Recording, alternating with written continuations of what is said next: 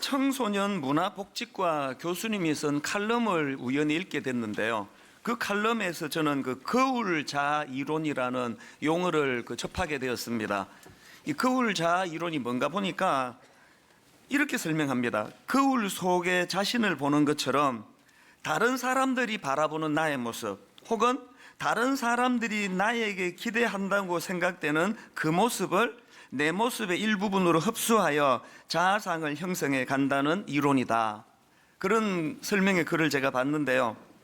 이런 그 내용을 다룬 그 칼럼에서 저는 굉장히 의미 있는 문장 하나를 발견했습니다. 인생에 있어서 가장 중요한 사람이 말하는 대로 그 사람이 정말 그대로 된다는 이론이다. 이게 저한테 참 마음에 와닿았는데요.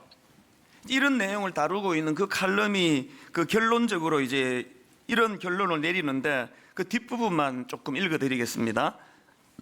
자아 개념이란 주위의 다른 사람들과의 상호작용을 통해 형성되는 것으로 주위 사람들, 관로하고 거울이 자신을 어떻게 생각하고 판단하느냐에 따라 영향을 받아 정체성, 자존감, 꿈을 형성해 간다. 부모나 형제, 선생님, 친구 등 주위에 큰 영향을 줄 만한 사람들이 자기를 귀한 존재라고 보고 그렇게 기대해 준다는 생각이 들면 자아 개념은 긍정적으로 형성되지만, 남들이 자신을 하찮은 존재로 보고 그렇게 대하면 자아 개념은 열등한 낮은 자존감이 세워져 고정되어 간다는 것이다. 이렇게 그 거울 자아 이론을 쭉 설명하고는 이제 결론이 이렇습니다. 우리가 지녀야 할 거울은 무엇인가? 청소년들에게 희망과 격려의 말을 해주자. 신뢰와 행복을 주고받는 말을 할 수 있어야 한다. 사람의 말은 상대방에게 소중한 거울이 될 수 있기 때문이다. 이분은 청소년 문화복지과 교수님이시니까 이제 이 칼럼을 거울자아 이론을 이런 식으로 이제 적용해서 마무리하지만, 저는 목회자다 보니까 이제 목사 입장에서 이 칼럼이 이게 신앙적으로도 이게 그대로 적용되는 말씀이라는 그런 생각이 드는 겁니다. 그러고 보니까 성경은 이 칼럼에서 말하는 인생에 있어서 가장 중요한 사람이 말하는 대로 정말 그대로 된다, 이 이론을 그대로 갖다 놓은 게 그 성경 아닙니까? 예를 들면은 예수님께서 베드로를 맨 처음 만나가지고 이런 말씀을 하십니다. 마태복음 4장 19절 말씀하시되 나를 따라오라, 내가 너희를 사람을 낚는 어부가 되게 하리라.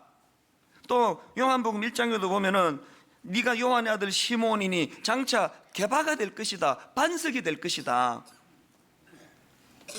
베드로가 예수 그리스도가 이제 자기 인생의 가장 소중한 존재가 되고 나서 보니까 예수님이 그를 대면하면서 주셨던 네가 사람을 낚는 어부가 될 것이다 라는 그 소중한 말씀이 그대로 그 베드로에게 구현이 된 거 아니겠습니까?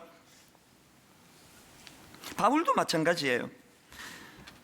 사도행전 9장 15절 주께서 이르시되 가라, 이 사람은 내 이름을 이방인과 임금들과 이스라엘 자손들에게 전하기 위하여 택한 나의 그릇이라. 지금 바울이 다메섹 도상에서 주님 만나고 고꾸라져 있는데 아나니아에게 바울을 도우라고 명령하시면서 주님이 주신 말씀이거든요. 이후에 이제 바울이 예수 그리스도가 그 인생의 가장 소중한 존재가 되고 나니까 이 말씀 그대로 이루어진 게 그게 바울 아니겠습니까? 구약 인물 기드온도 마찬가지입니다. 사사기 6장 12절 여호와의 사자가 기드온에게 나타나 이르되 큰 용사여 여호와께서 너와 함께 계시도다.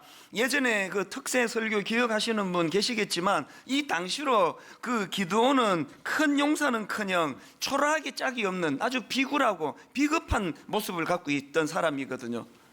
그런 초라한 기드온에게 하나님께서 네 큰 용사라고 그렇게 말씀해 주시니까 기드온에게 하나님이 너무너무 소중한 존재가 되고 나니까 기드온에게 그 하나님 말씀이 그대로 이루어지는 그런 결과가 일어난 거 아니겠습니까? 저도 마찬가지예요. 제 생애에 가장 초라하고 가장 보잘것없던, 저 자신도 저를 인정할 수 없었던 그런 초라한 때에 하나님이 저에게 임하셔서 주셨던 그 놀라운 하나님의 말씀으로 말미암아 지금 제가 한 30몇 년 지나고 보니까 그때 저는요, 하나님이 내게 이런 말씀을 주셨다는 걸 내 친구들한테 얘기를 못했습니다. 비웃을까 봐. 변기 청소하고 있는 제가 하나님 주신 꿈을 이렇게 이야기하면 이걸 누가 믿겠냐 싶어가지고 말도 꺼내지 못했거든.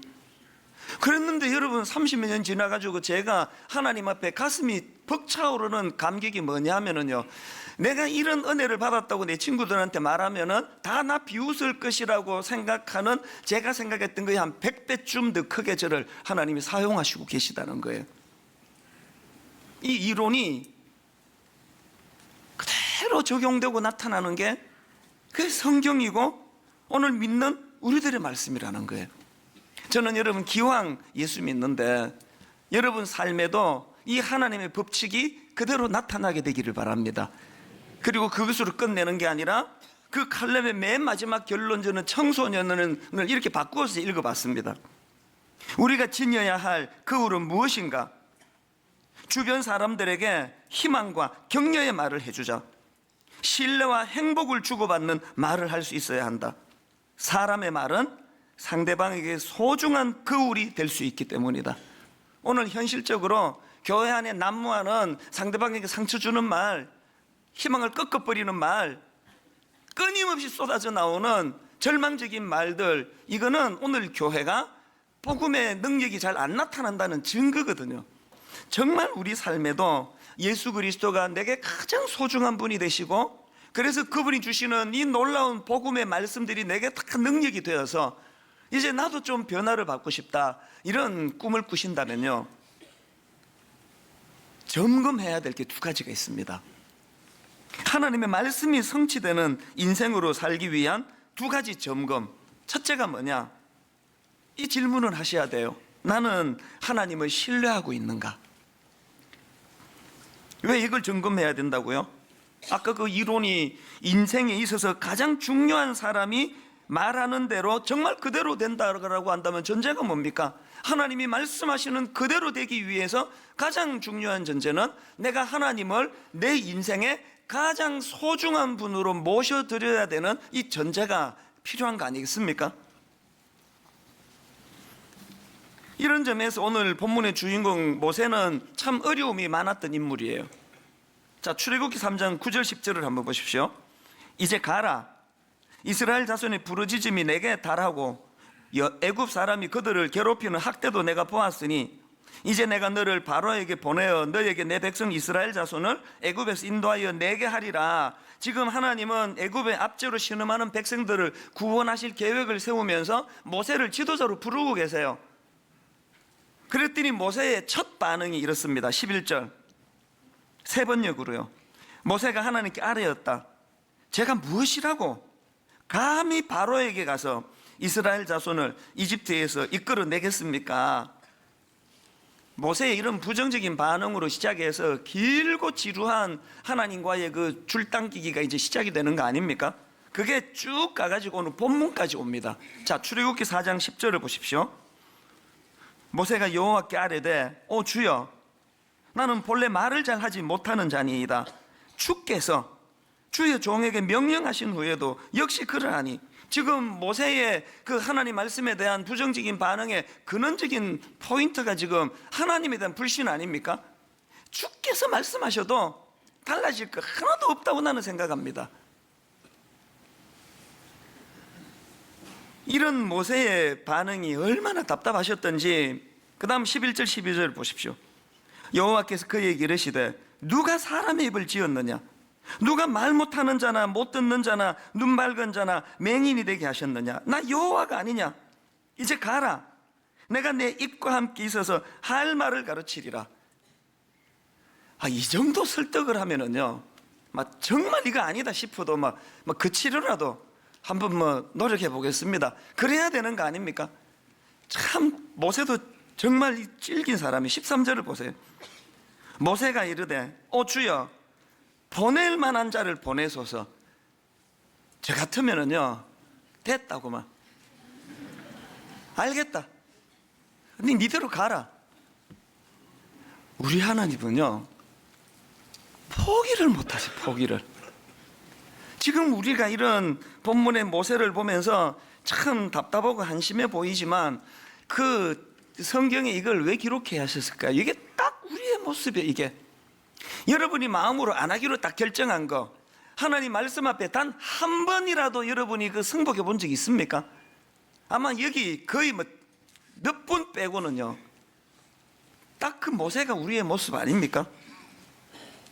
왜 모세의 생각이 그렇게 설득을 해도 나중에는 하나님이 좀 너무 구차해 보이기까지 설득을 하는데도 모세가 설득을 당하지 않는 이유가 뭐라 그랬죠?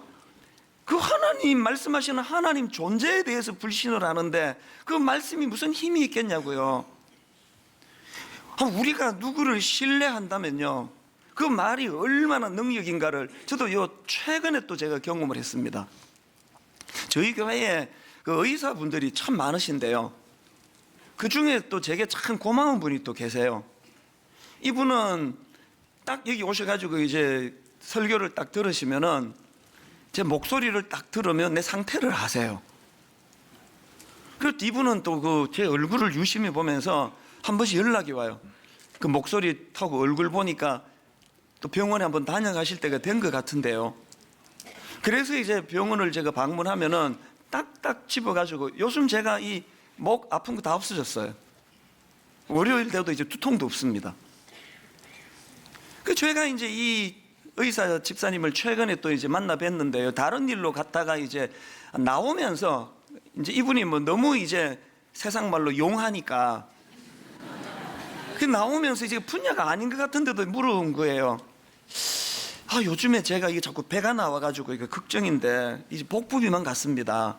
제가 이 마른 복부 비만인데 이거 어떻게 하면 좋겠습니까?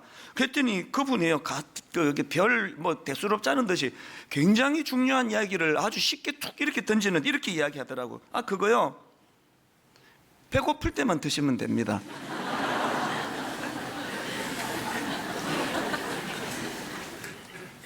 그 얘기를 우리 부목사가 했으면 내가 굉장히 짜증났을 것 같아요. 그 배고플 때만 먹으면 살 빠진다는 걸 모르는 사람이 누가 있느냐고요. 그런데 여러분, 제가 이분의 존재를 믿으니까요, 진짜 놀라운 일이 일어났습니다. 그 들을 때는 처방이 좀 그렇다 싶었는데요, 이제 오후 한 2시 3시 돼가지고 탄수화물 그 빵 먹고 싶으면은 그분이 음성이 들려요. 배고플 때만 드시면 됩니다. 이거 지금 얼마 안 됐거든요. 그저께 우리 집사람이 제 옷 입는 거 보고 그 허리가 왜 이렇게 줄었어요? 여러분 한번 해보세요. 살 빼고 싶은 분 배고프실 때만 드시면 됩니다. 저는 제가 그분의 존재를 믿으니까, 의사로서 그분의 실력을 믿으니까 이 황당해 보이기까지 하는 이 뻔한 이야기가 내게 진짜 영향력을 미친다는 거예요. 저는요, 배고플 때만 드시면 됩니다, 이 한마디가요, 내가 올해 제가 들었던 수많은 말들 중에 최고의 명언이에요. 배고프실 때만 드시면 됩니다. 한번 다 따라해 보시겠습니까? 그 말에 능력이 있는 게 아니고요, 그 말을 한 사람에 대한 신뢰가 이런 능력을 가져다 주더라니까요. 배고프지 않을 때 막 먹으려고 하다가도 계속 그분의 말씀이 들려지니까 이게 실제적으로 영향을 미친다는 거 아닙니까?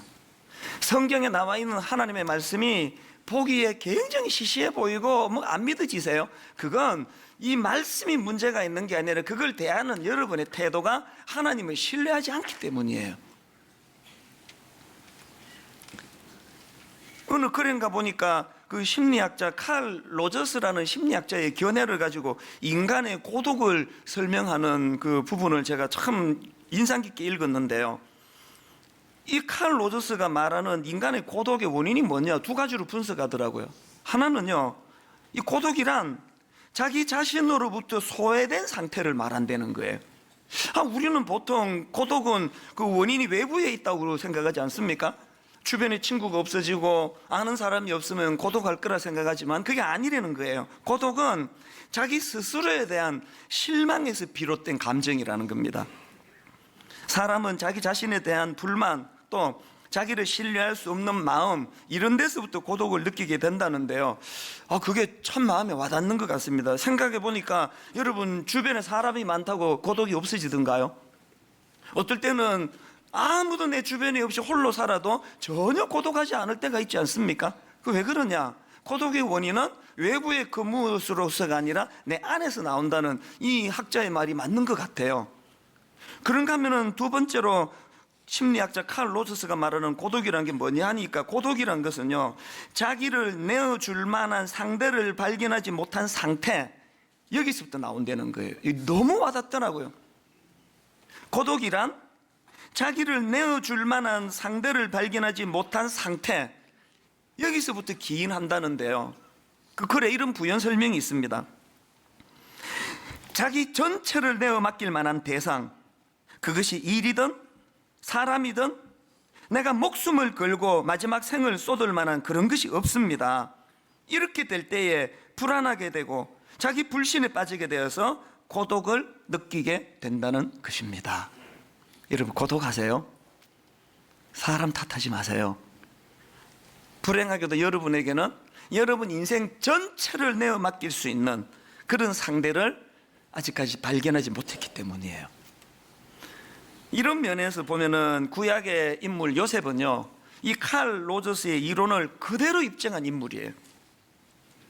요셉은 하나님을 자기 인생 전체를 내어 맡길 수 있는 분이라고 그렇게 믿고 따랐던 인물 아닙니까?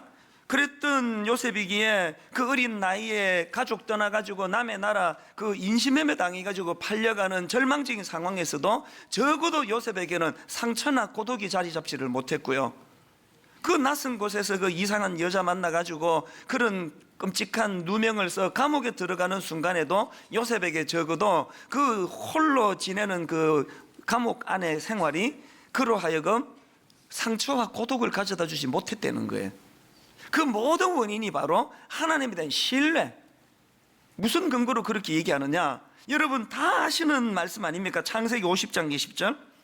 당신들은 나를 해하려 하였으나 하나님은 그것을 선으로 바꾸사 오늘과 같이 많은 백성의 생명을 구원하게 하시려 하셨나니, 이게 하나님을 향한 자기 인생 전부를 하나님께 내어 맡긴 사람만이 할 수 있는 고백 아닙니까?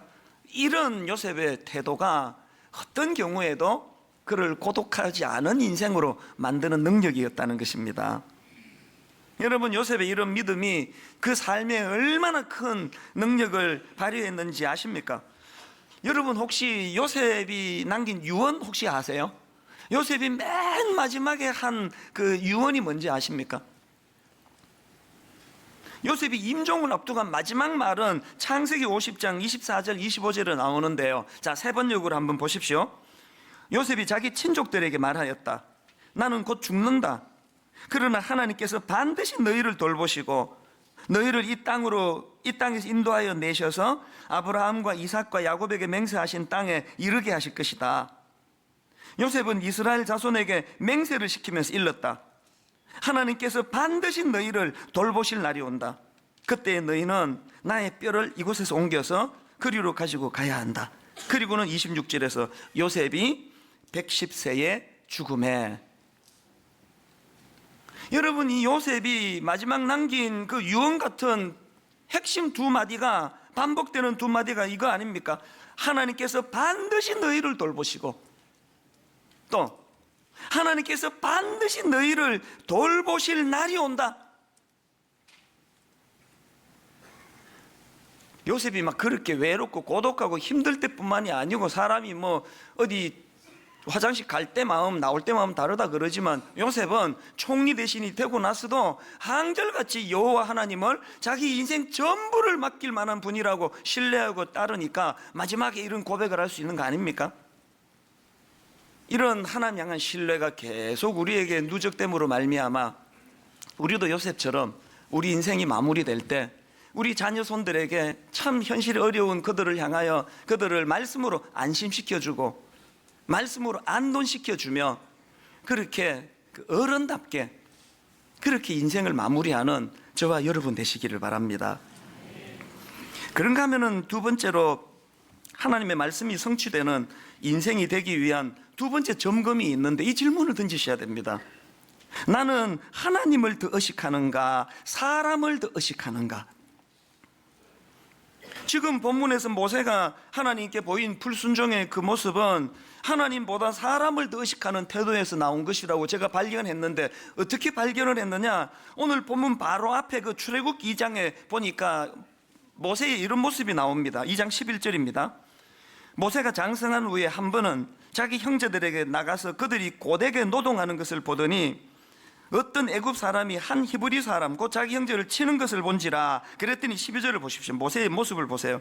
좌우를 살펴 사람이 없음을 보고 그 애굽 사람을 쳐 죽여 모래 속에 감추니라. 그리고는 이제 그런 해서는 안 되는 짓을 저지르고는 그 다음 출애굽기 2장 14절, 그가 이르되 누가 너를 우리를 다스리는 자와 재판관으로 삼았느냐? 네가 애굽 사람을 죽인 것처럼 나도 죽이려느냐? 그랬더니 모세가 두려워하여 이르되 일이 탈로 되었도다.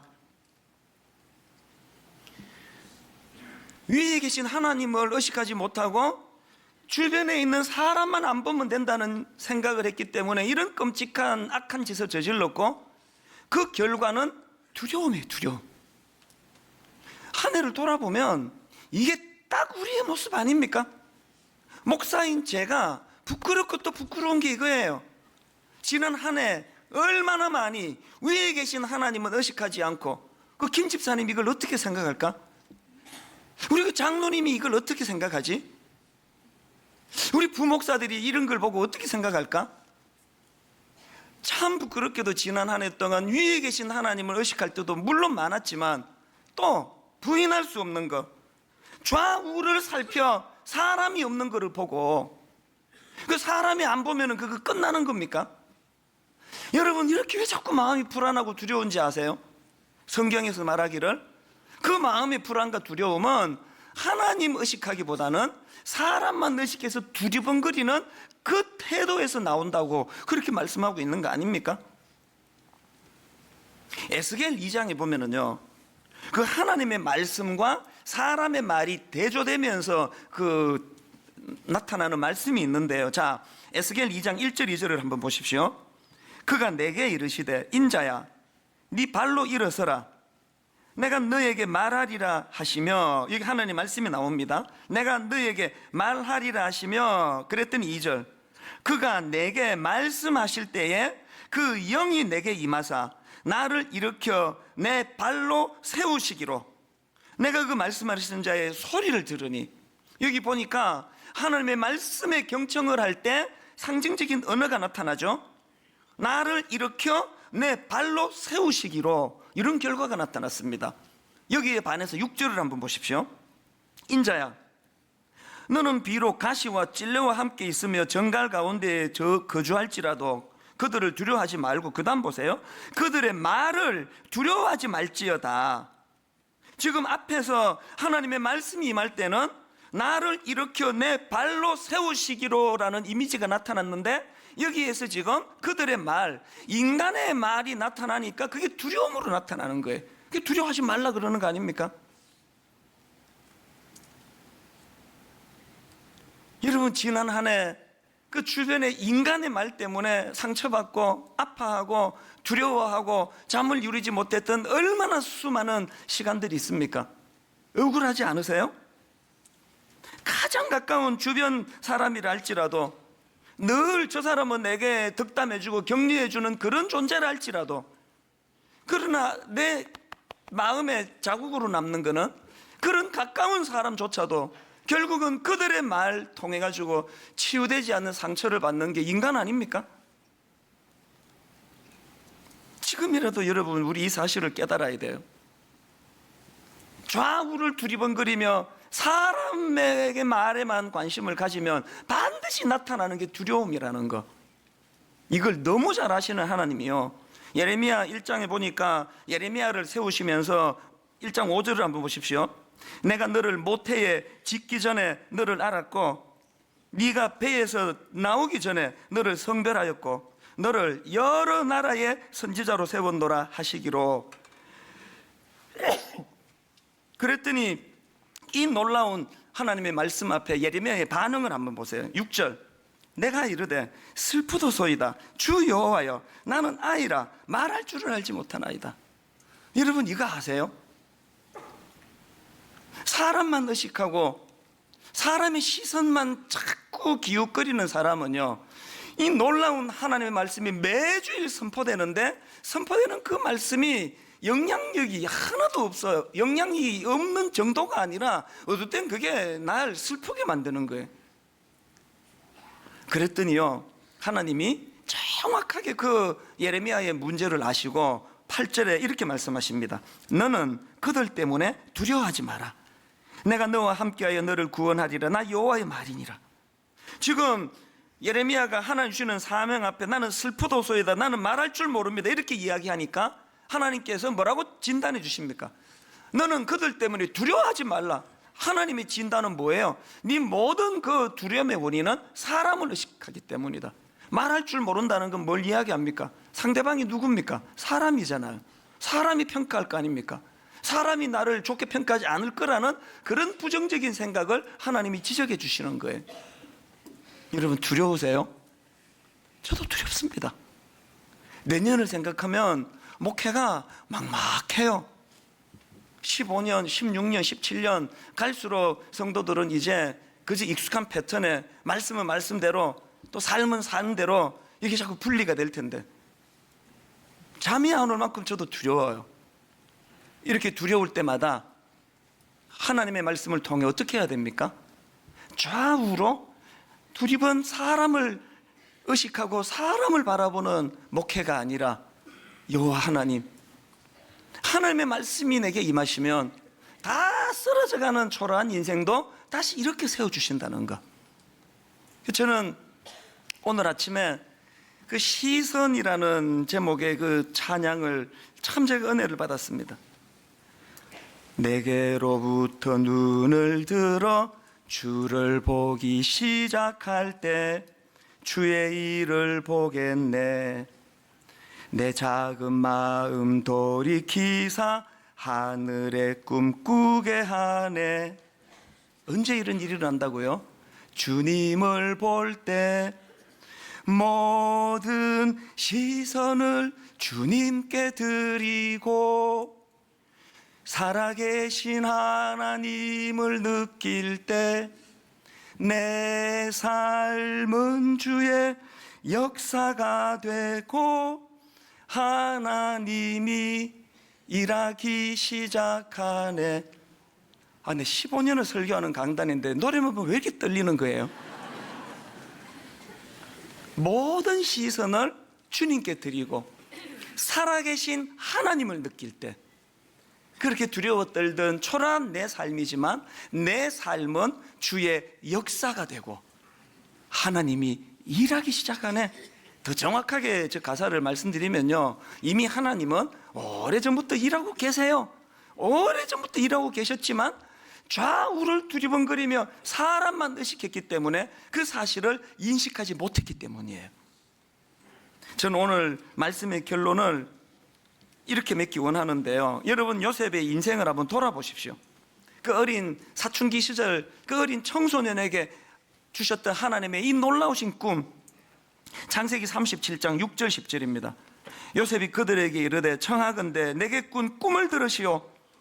우리가 밭에서 곡식단을 묵더니 내 단은 일어서고 당신들의 단은 내 단을 둘러서서 절하더이다.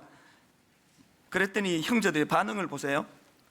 그의 형들이 그에게 이르되 네가 참으로 우리의 왕이 되겠느냐, 참으로 우리를 다스리게 되겠느냐 하고 그의 꿈과 그의 말로 말미암아 그를 더욱 미워하더니, 그 동생의 꿈을 접수를 안 시켜주는 형들이에요. 그 다음 9절, 요셉이 다시 꿈을 꾸고 그의 형들에게 말하여 이르되 내가 또 꿈을 꾼적 해와 달과 11별이 내게 절하더이다 하니라. 그랬더니 이번에는 아버지가 나서시네. 10절, 그가 그의 꿈을 아버지와 형들에게 말하며 아버지가 그를 꾸짖고 그에게 이르되 네가 꾼 꿈이 무엇이냐, 나와 내 어머니와 네 형들이 참으로 가서 땅에 엎드려 네게 절하겠느냐. 저는 이게 딱 오늘 이 땅의 우리의 모습이라 생각해요. 가장 가까운 형제조차, 심지어 날 낳아준 부모조차도 하나님 주신 그 엄청난 꿈, 그 꿈을 인정을 안 해주는 거예요. 여러분, 우리가 우리 자녀들에게 무릎 꿇고 빌어야 될 가장 중요한 게 있다면 나 이거라고 생각합니다. 무의식 중으로 내뱉었던 수많은 말들, 니가 지금 뭘 할 수 있다고, 아침에 제대로 일어나지도 못하는 게, 공부를 이따위로 하는 네가 끊임없이 우리 꿈을 인정하지 않는, 심지어 형제와 부모조차 요셉을 인정하지 않았지만, 여러분, 오랜 세월이 지나고 하나님이 그 꿈을 어떻게 이루어 주십니까? 창세기 42장 6절, 때에 요셉이 나라의 총리로서 그 땅 모든 백성에게 곡식을 팔더니